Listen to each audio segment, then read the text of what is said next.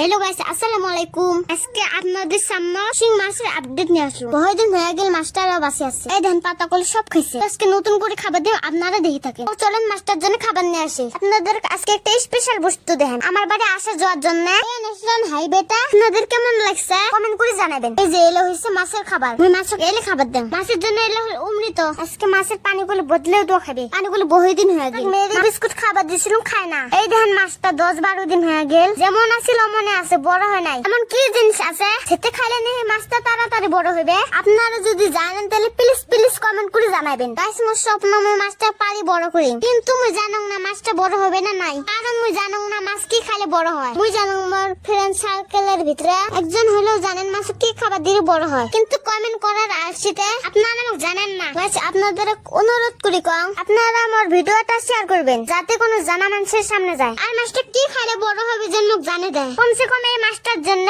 আপনারা ভিডিওটা শেয়ার করেন, যাতে মাছটা বাঁচে থাকে। মই খালি পাতা গুলো আনি দেন, এলে খাই কিন্তু বড় হয় না মাছটা। তাহলে না করুক, এই মাছটা যদি কিছু হয় লক্ষ্যই খারাপ লাগবে। কারণ মই মাছটা বহুদিন থাকি পালং করে আসো। আপনাদের সহায় ছাড়া মাছটা জিন্দা রাখা পক্ষে সম্ভব নয়। গতিকে ভিডিওটা আপনারা বেশি শেয়ার করবেন, যাতে মাছটার কোন ধরনের অঘটন না ঘটে। মাছটার পক্ষ থেকে যা ভিডিওটা শেয়ার করবেন করছেন সবাইকে ধন্যবাদ জানালুম।